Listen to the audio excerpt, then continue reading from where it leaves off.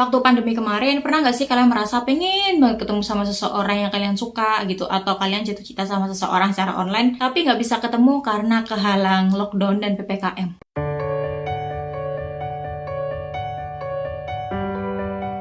Hai teman-teman, kembali lagi sama Veninda. Kali ini aku bakalan review salah satu novel yang dia tuh punya genre romance. Sebelum aku mulai reviewnya, aku bakalan ngucapin terima kasih banyak buat penulisnya, yaitu Kak Leonardo yang udah memberiku kesempatan buat baca novel ini. Yap, novelnya adalah Cintaku di Lockdown, karya Kak Leonardo Dos Duo. Ini tuh novel romance yang menurutku sangat ringan, tapi gimana ya, penuh perjuangan gitu. Waktu bacanya tuh aku sempat ketawa ngakak, tapi juga sempat sedih di beberapa bagiannya. Tapi sebelum aku review lengkap, kalian jangan lupa untuk klik tombol subscribe-nya di bawah ya. Buku ini tuh berkisah tentang seorang cowok bernama Duta yang jatuh cinta pada seorang cewek bernama Ica pada pandangan pertama saat mereka itu lagi antri vaksin gitu di sebuah mall di Jakarta.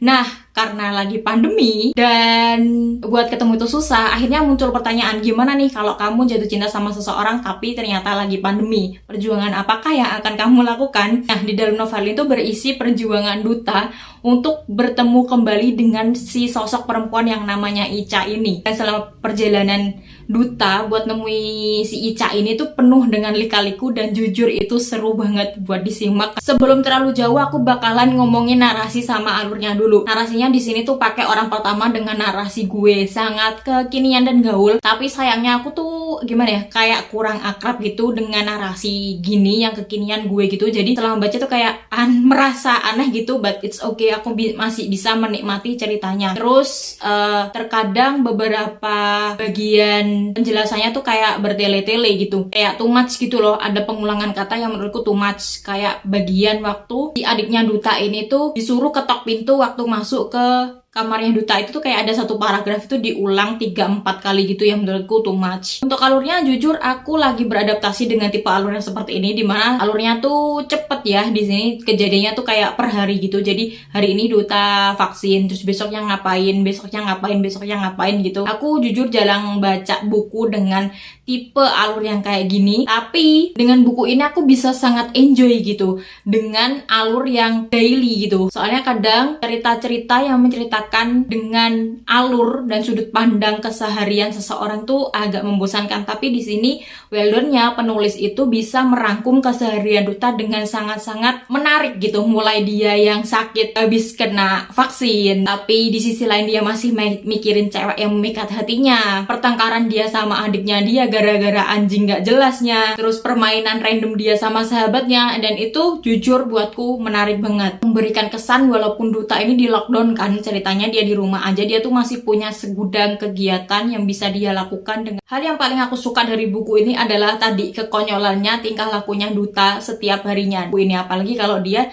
disatuin dengan Jona si sahabatnya tuh udah konyolnya subhanallah sekali. Salah satu scene waktu dia harus memenuhi sesuatu yang gak dia suka ini demi si cewek yang dia suka ini tuh ada kayak rules gitu di surat gitu kan. 1, Duta harus bla bla bla, 2, Duta harus bla bla bla sampai 5 kalau nggak salah, dan itu tanda tangan pakai materai. Jujur aku waktu scene itu ngakak banget. Terus ada juga scene sedih di halaman 287. Jujur di scene ini tuh langsung feelnya sedihnya Duta tuh kena banget, apalagi waktu dia bilang gue merasa mati rasa, itu kayak langsung celep gitu. Dan dia kan waktu itu di sini tuh kan bawa bakmi ya, dan bakminya tuh hanyut kayak diselokan gitu. Ini adalah penghormatan terakhirku untuk bla bla bla gitu. Kayak kampret nih orang, kenapa sih kadang gila, kadang melankolis banget. Dan itu belum berakhir. Setelah aku berpikir bahwa novel ini bakalan berakhir di sini aja kah, setelah adegan bakmi yang mengambang di selokan itu, kupikir ya udah bakal berakhir sampai di sini, nggak ada lagi. Ternyata ada plot twist yang cukup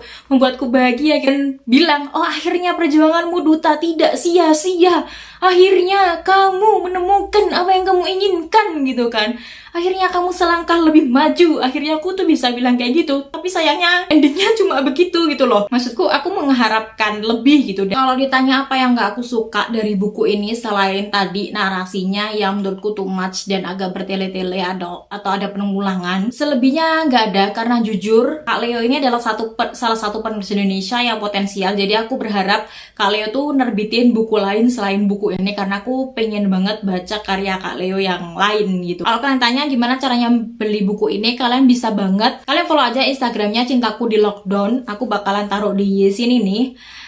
Dan kalian tanya buku ini tuh bisa dibeli di mana. Tapi setauku buku ini bisa dibeli di Tokped-nya si penulisnya. Soalnya kemarin waktu si penulisnya Night Story, aku sempet lihat ada tautan Tokped. Gimana? Sampai sini kalian suka dengan cara aku mengulas? Aku punya ulasan buku-buku lainnya, misteri, romance, fantasi, dan rekomendasi serta vlog bookies. Jadi kalau kalian suka, kalian bisa langsung aja ke videoku yang lainnya ya. Kita ketemu di sana. Bye bye.